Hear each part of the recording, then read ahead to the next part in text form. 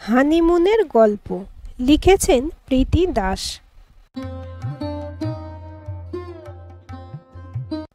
তবে শেষ পর্যন্ত আজ তারা হানিমুনে যাচ্ছে ভাবতেই পৃথার মন দুলে উঠল। অসীম আনন্দের সাথে মিশেছে সংকোচ, ভয় আর অপরাধবোধ। মিষ্টু তো বারবার বলেছে, বৌদি দাদাকে বলো আমিও যাব তোমাদের সাথে।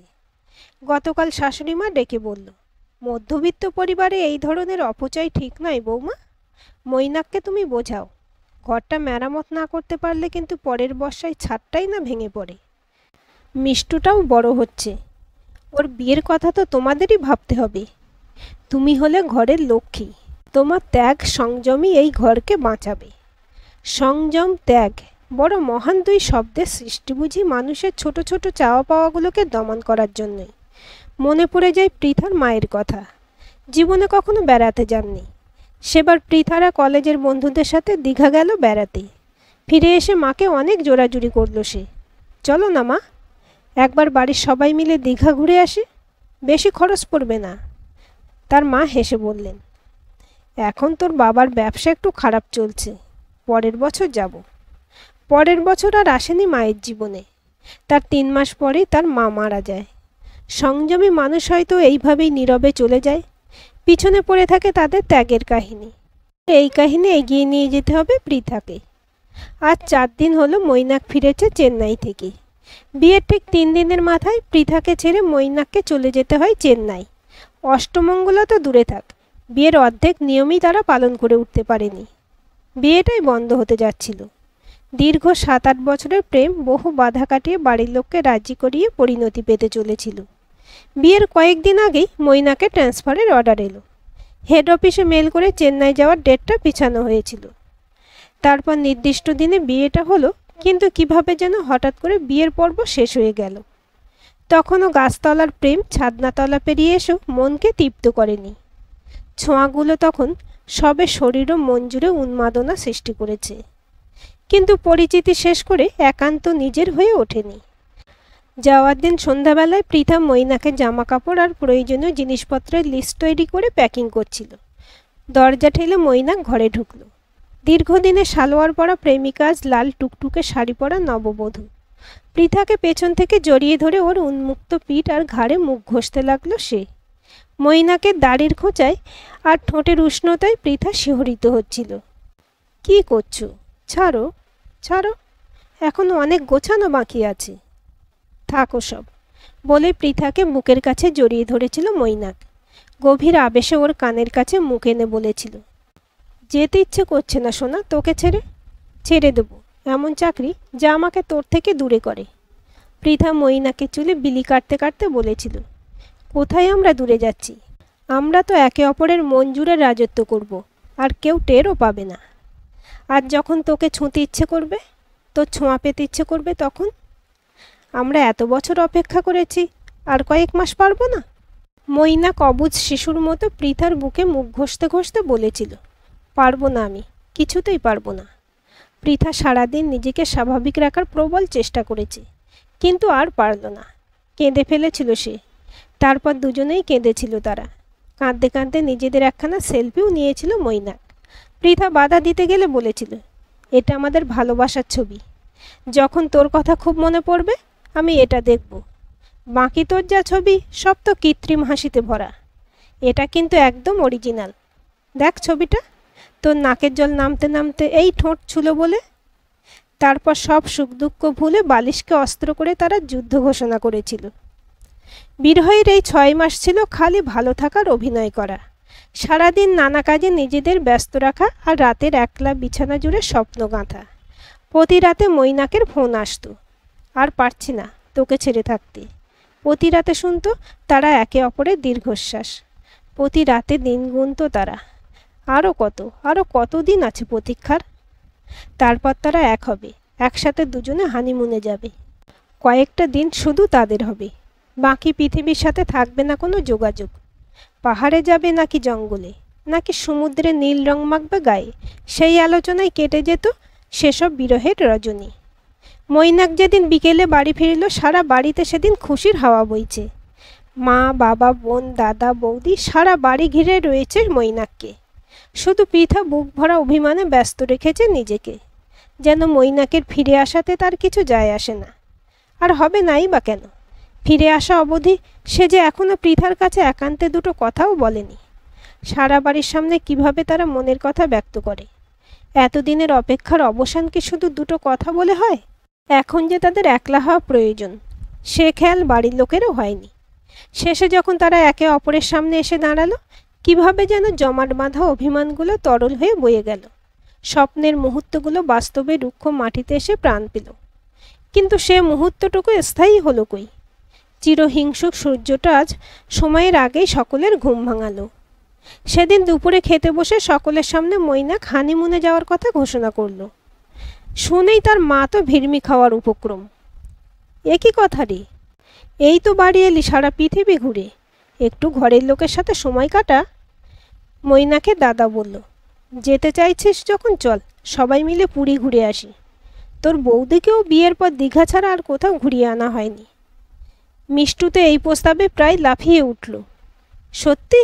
সবাই মিলে গেলে খুব মজা হবে বল দাদা। আর তার বাবা গম্ভীর হয়ে কত টাকা অপচয় হচ্ছে তার হিসেব করছিল মনে মনে। মৈনাক আপন মনে মাংসের হাত চিবুতে ব্যস্ত ছিল।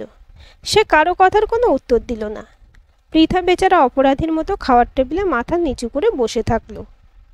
রাতে বিছানায় এসে পৃথা বলল, তাহলে পুরী যাওয়ার টিকিট কবে কাটবে? মৈনাক পৃথাকে কাছে টেনে এনে বলল, তোর মনে আছে প্রতিবার যখন তুই কোনো ভ্রমণ কাহিনী পড়তিস, আমাকে এসে বলতিস আমরা হানিমুনে ওখানে যাব। কখনো কাশ্মীর, তো কখনো ইম্ফল, কখনো আবার পালাময়ের গভীর জঙ্গলে। তো স্বপ্ন আমি পুরীর ভিড়ে হারিয়ে যেতে দেব না। তুই পাহাড় ভালোবাসিস। সেবার বন্ধুদের সাথে শুশুনিয়ায় গিয়ে দেখেছিলাম, ওই শুকনো পাহাড় দেখেও তুই কেমন খুশি হয়েছিলি। আমি সেদিনই ভেবেছিলাম তোকে হানিমুনে পাহাড়ে নিয়ে যাব। সাদা বরফ জুড়ে তুই দস্যি মেয়ের মতো দাপাদাপি করবি। পৃথা মৈনাকের গলা জড়িয়ে ধরল। চুমুতে চুমুতে ওর পুরো মুখ ভিজিয়ে দিয়ে বলেছিল, আমার পাহাড় ঘোরা তো তোমার কথাতেই হয়ে গেল।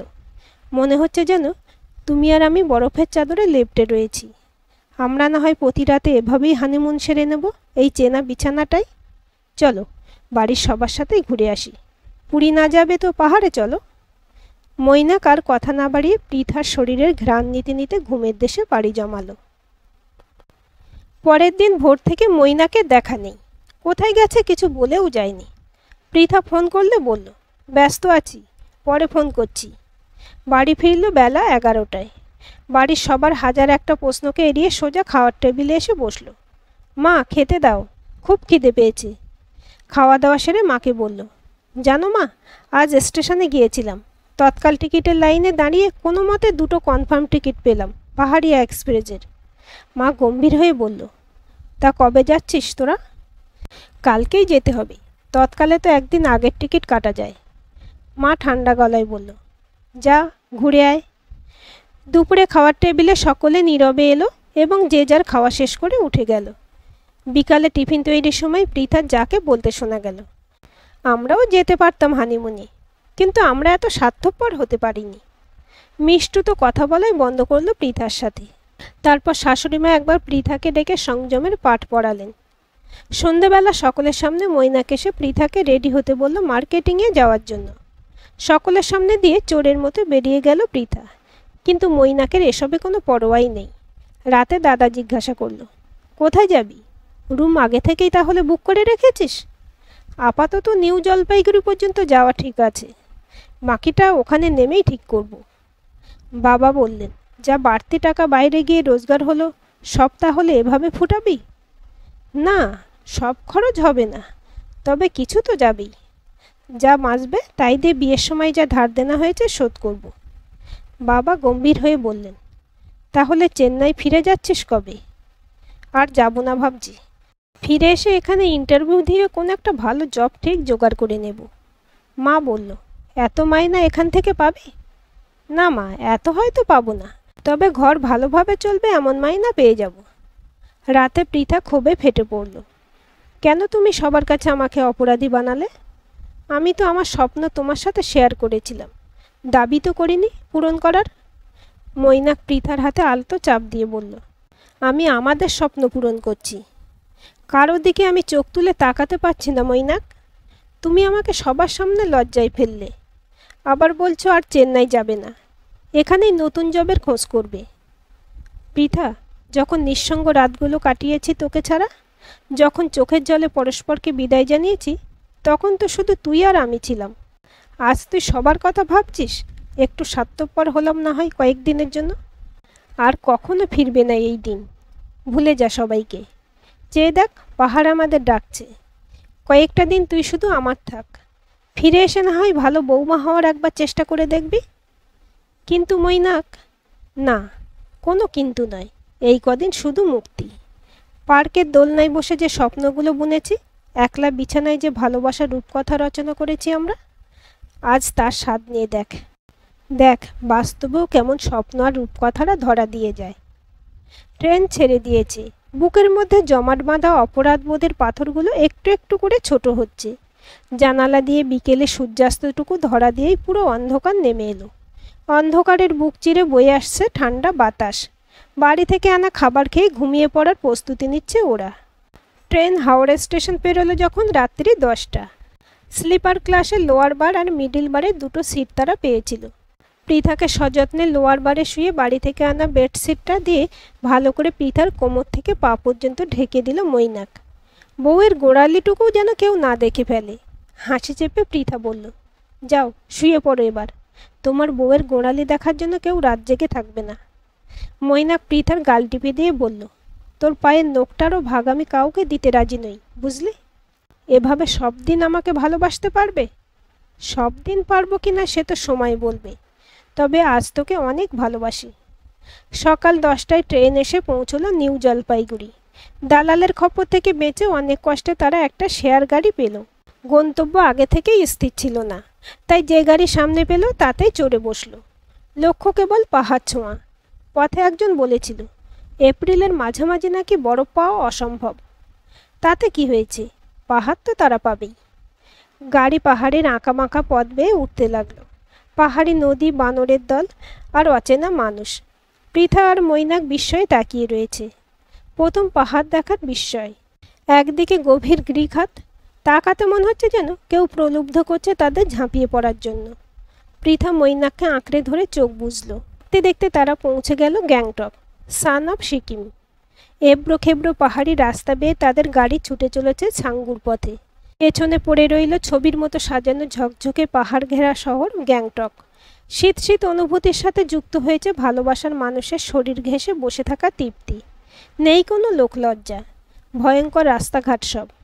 এ পথে একে অপরের সাথে চলতে চলতে যদি মৃত্যু আসে, তবে সে বড় ভাগ্যের।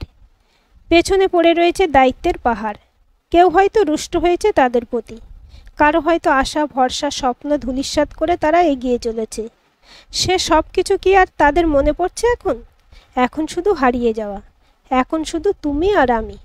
পৃথিবী ছোট হতে হতে থেমে গেছে এখানেই। পথের ধারে রডোডেনড্রন। আরও একটু এগিয়ে দেখা মিলল অল্প অল্প বরফের। ঠান্ডার আমেজ কাটাতে চড়া দামে কেনা নুডলস ভাগ করে খাওয়া আর অনবরত ক্যামেরার মুহূর্তগুলোকে ধরে রাখার মরিয়া প্রচেষ্টা। অবশেষে গাড়ি এসে পৌঁছালো ছাঙ্গু লেক। পাশে বসে থাকা একজন অভিজ্ঞ পর্যটক বলল, তোমরা ভাগ্যবান। এর আগে আমরা দুবার এসেছি, এত বরফ কোনোবার পাইনি। অবশেষে খুঁজে পেল মৈনাক দস্যি পৃথাকে। ছুটে দৌড়ে বরফ ঘেঁটেও ক্লান্ত নয় পৃথা। ইয়াকের সাথে কখনো ছবি তোলার বায়না, আবার কখনো বা পাহাড়ের চূড়া থেকে স্লিপ খেতে খেতে নেমে এসে লেকের বরফ শীতল জল ছুঁতে যাওয়া। এত ঠান্ডায় পাগলি মেয়েটা জ্যাকেট খুলে ফেলেছে।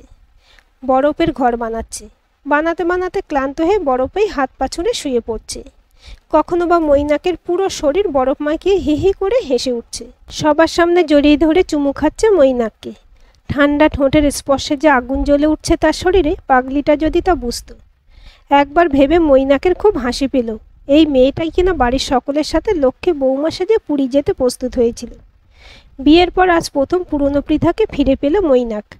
লোকলজ্জায় আর সকলের চোখে ভালো থাকার চাহিদায় পাগলিটা কবে যেন স্বপ্নগুলো মাটির তলায় পুঁতে ফেলেছিল। একবার খুব ইচ্ছে করলো জিজ্ঞাসা করে, এখনও কি বাড়ির চেনা বিছানায় প্রতি রাতে হানিমুন বানাতে মন সায় দেয়? 6 মাসের বিরহের পর আজ সত্যি সত্যি মিলন হয়েছে তাদের। অচেনা বউ হয়ে নয়, চিরপরিচিত প্রেমিকা হয়ে ধরা দিয়েছে পৃথা আজ মৈনাকের কাছে। মনে মনে মৈনাক বলল, যখন যখন দায়িত্বভারে তুই নিজেকে হারিয়ে ফেলবি, আমি এইভাবেই তোকে খুঁজে আনব। মুক্ত আকাশ আর অবাধ পৃথিবী দেব তোকে উপহার। আজকের এই গল্পটি আপনাদের কেমন লাগলো কমেন্ট করে জানাবেন।